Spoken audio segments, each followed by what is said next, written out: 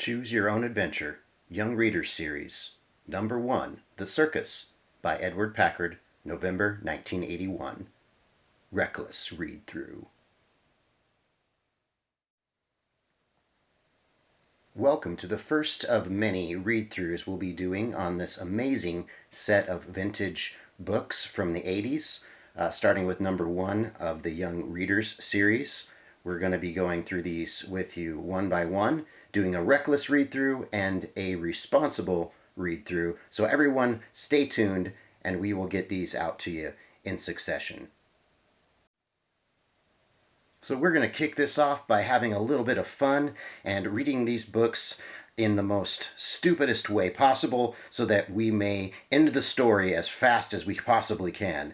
Now, it might not end all the time because these stories take different paths and sometimes bad decisions lead you to good outcomes. So you never know what's going to happen in these books, and that's what the appeal is, I think, of the Choose Your Own Adventure series. I really love these books. Let's go ahead and get started on this first page for you, and we'll go ahead and compare between the reckless read-throughs and the responsible read-throughs and see how many pages it takes to get to the end.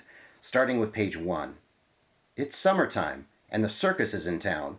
You'll be the first one to see it. Your Uncle Harry and Aunt Alice are circus people. They've invited you to visit before the show begins. Aunt Alice is an acrobat. She walks on a tightrope and swings on the trapeze. Uncle Harry trains his polar bears. Turn to page 2. Page 2. Aunt Alice and Uncle Harry are waiting for you at the big tent. Welcome to the circus, Aunt Alice says. We're glad you're here. Now you can learn all about circus life. You'll even have a chance to be in the show. What would you like to do the most in the circus? Asks Uncle Harry. Would you rather be an acrobat, an animal trainer, or a clown? Well, let's see here, guys. If it was me, and this is totally subjective, but I think I would go with the acrobat on that one because it looks like the most precarious positions and the most dangerous of all the choices here. So let's try that and see what happens. Page 4. You say that you would like to be an acrobat. Aunt Alice points to a long tent pole that is lying on the ground. Can you walk from one end to the other without falling off? She asks. Step by step, you are able to walk the whole length of the pole. You have a good balance, says Aunt Alice. Are you ready to climb to the top of that rope ladder? You crane your neck back. Your eyes follow the ladder way, way up to the very, very top of the circus tent. It sure looks high up. Are you ready to climb it? If you think you're ready, turn to page 11. Or, if you just want to stay on the ground, turn to page 26. Ah, what the hey, we're ready, right? Page 11. You decide to try to climb the rope ladder. You start climbing. The ladder swings and twists. Halfway up, you stop and look down.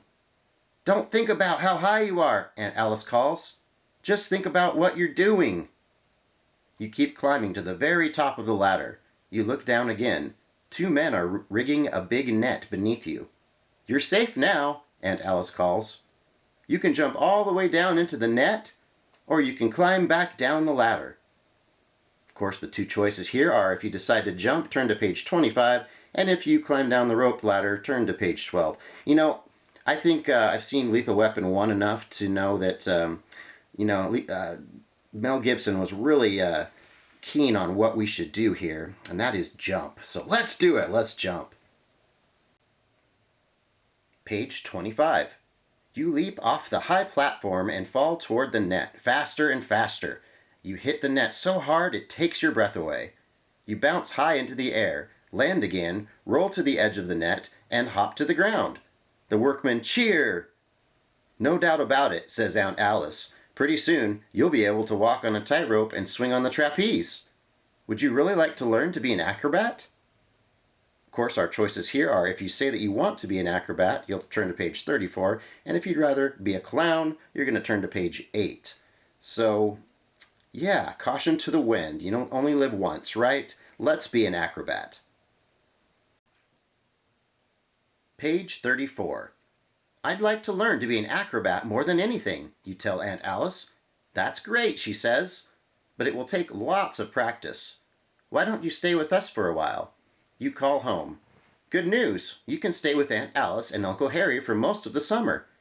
You practice hard every day. You learn how to walk on a tightrope and how to stand on your hands. After a while, you can swing and climb like a monkey.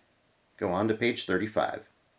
Most of all, you like to stand on the shoulders of a boy who is standing on the shoulders of a small man, who is standing on the shoulders of a medium-sized man, who is standing on the shoulders of the biggest man in the circus.